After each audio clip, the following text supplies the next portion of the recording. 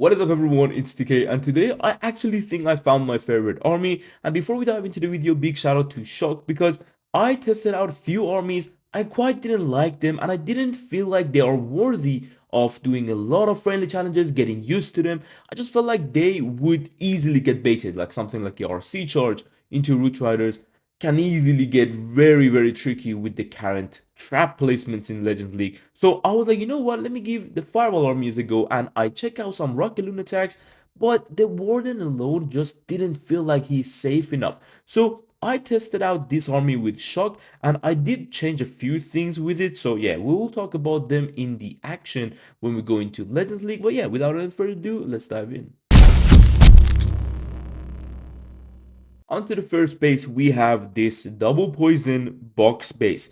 Now, the thing with this army is that you are very much versatile to what you do with your spells. So I removed one of the ice block spell because I always felt like it's just not worth it for me, and I added another invisibility. This helps me out with my warden charges because I'm not the best warden charge attacker. Sometimes I don't look at my warden. Like literally, I just focus on the RC, for example, right now, and my warden suddenly dies. So I'm not the best. And like, look at this, right? You're gonna see what happens. Like my RC finding a skeleton spell, and I'm just leaving that for a few seconds. Like, look at this, man. I'm not even like noticing. Look, I don't have to do anything, but I'm not looking. So my focus needs to be somewhat trained and better. And I think with the extra invisibilities, it helps me out a lot because I can see sometimes, okay, Warden is going down, let me just quickly invis him.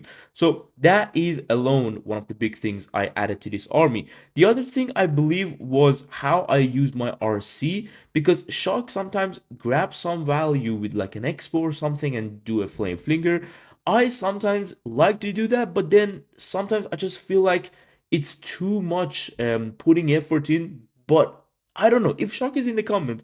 It's like, Shock, what do I do, man? If I drop my RC into an area where I want to grab the expo, she usually grabs the buildings that I want to grab with my flame flinger. That's why sometimes I don't use the RC in this manner, but you can. So now we're gonna go with a nice fireball into the core because I want to grab the clan castle and the core defenses. I don't know why this ricochet cannon did not go down. Maybe one of my earthquakes didn't cover it. And now with the recall spell, what I like to do and what Shock basically does is he grabs the warden from the damage and deploy him somewhere else so he can quickly kind of get through the base because the time is a big issue. So ice golems and king and queen on the lower side. Once we grab the enemy king, we are fine. Oh, and one more thing I changed on his army was my queen ability. So you might be thinking, well, a lot of people use the magic mirror.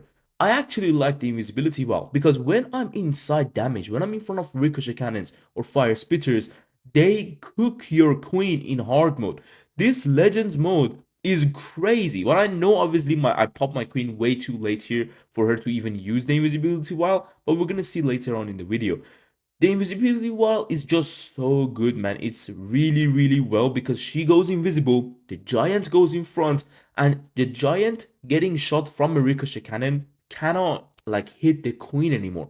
Like this alone is really game changing when you're going against a town hall. Like if you pop your queen magic mirror onto the town hall and two of your queen just separates to other defenses, your queen alone cannot get that town hall. And usually people pop it a bit like below half HP. So in my opinion, the invisibility wall just gives you a lot more value, but that's just me. You know, you can go with the magic mirror. I just love the invisibility wall in this army. It just feels like my queen does more. And I actually recently watched one of Shock's video where he said his queen doesn't do much. And one of the reason I think it's because of the ability. So, Shock, try this invisibility wall. Let's see what happens, man. But let's move on to the next hit.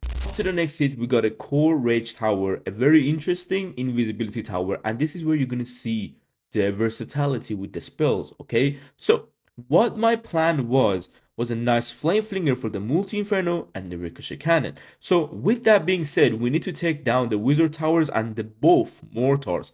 But one thing you have in this army is the barbarians and the archers, which I don't really see Shock using. So what I do is I kind of again put too much attention on one thing and mess up my warden. Okay, that's something what I do.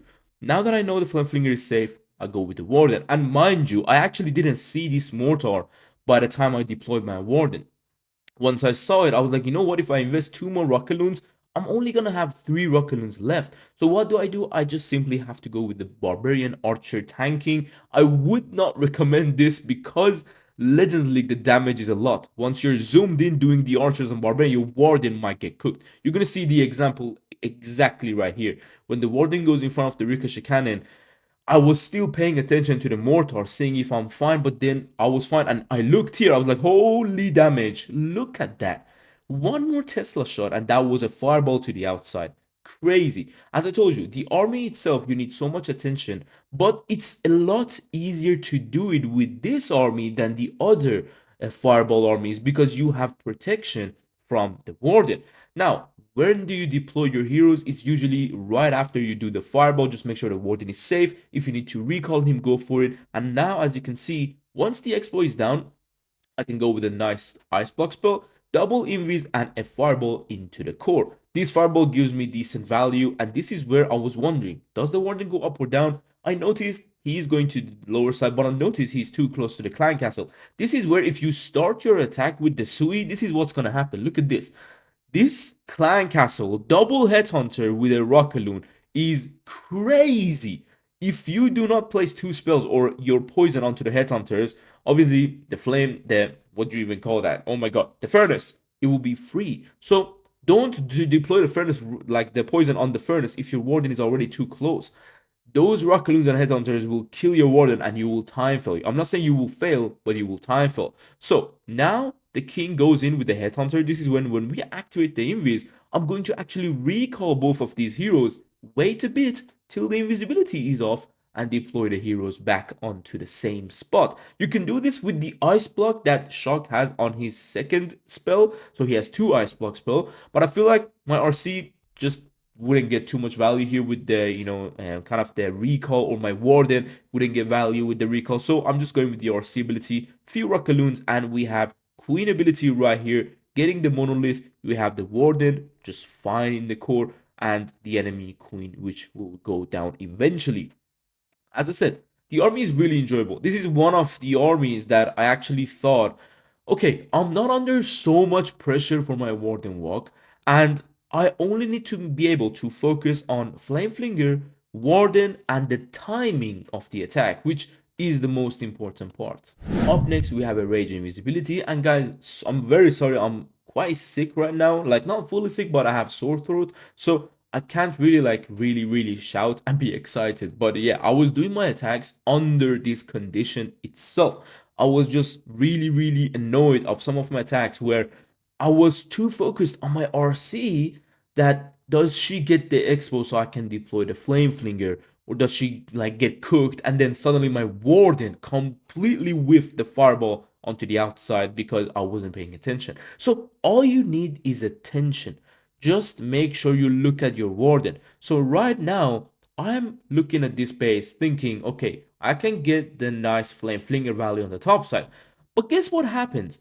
The RC is like, she grabs whatever I would have grabbed with the flame flinger. So I'm like, hold up, the flame flinger is not worth anymore, right?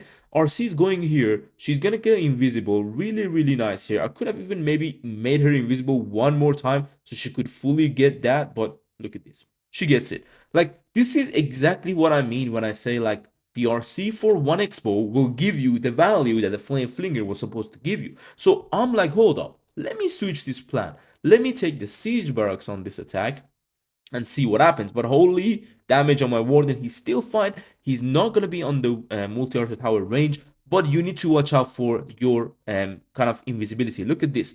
Now, this little trick here is with 2 minions and 2 rockaloons, the wizard tower always goes down, even if the rockaloons doesn't do 2 shots.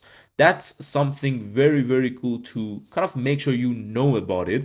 And now with the fireball, we are a lot easier to go for. We don't have to invest too many spells. It's only 3, and I got 1 more. This is the thing. This army, you can be very versatile. So if the warden damage is too much, just you can recall him. I didn't like the fact that he would be so close to the Crusher Mortar and the kind of the Monolith. So going with the Siege Barracks here, Ice Golem, King. What I like to do here is to just pop the King whenever like it's like close to this building. He's gonna open up the Town Hall, and then you can see the RC grabbed the value very, very cool from like 3 different compartments. So just watch out for your RC. You don't want to deploy her right on top of a king. You don't want to deploy her right on top of the minion prince. And just around the areas where you can see she would either grab 1 compartment or 2 compartments. Or she can grab only an expo, so you can deploy the flame flinger onto the compartment she couldn't grab. So now you're gonna see with this invisibility of myself, everything gonna be protected for a few more seconds, and I can pop the queen ability. I know I didn't quite show you the craziest queen abilities on this base. Maybe the mirror would have worked on all these 3 attacks, but the thing is, sometimes there are like rage tower kind of like compartments, and when you pop the queen ability, the ricochet cannon on the multi-archer tower will just hit every single one of your queen under the rage spell. Like, you guys can see what I mean, right? Like, with the invisibility wall, you would get through those defenses without queen taking any damage. So I would definitely recommend this army to you guys. I'm failing with it right now myself. It's not like I'm going perfect with it. It's not the craziest, most broken strategy you can use, and if you use it right now, you're gonna get 320. No, it's nothing like that. But if you put your focus, you are going to get a lot of triples, and the triples does feel good. This is the thing, they do feel good than just Root Rider triples. There are Root Rider armies out there which are very good. I'm going to bring a video very soon for you for the people who are making some mistakes with the Root Rider army and how you can adapt to the new hard mode in Legends League and try to get the triples even with Root Riders if that is the army you are going to choose to do for the rest of the season and the seasons after it. Unfortunately, I will try my very, very best to kind of bring you a strategy with the event troops, but honestly, they don't stand a chance in Legends. I can literally bring it for wars or the regular loot mode, the battle mode, but they're just not worth it, man. But again, if you guys enjoyed this video, make sure you grab a like and also subscribe to the channel. If you are looking for bases for Legends League, make sure to check out my membership. I give out 4 bases per week built by myself alone, not tweaked, not copied from anyone. It's just bases from zero, custom bases, 4 per week. But if you want to have access to more bases, you can check out the Clash Champs website, which is going to be the Legends Leaders program. That way you can get access to around 50 bases per month. That way also you can push really, really crazy and hardcore in Legends. But yeah, all the information and the detail will be down below in the description. I'll see you soon in the next video. Take care and peace.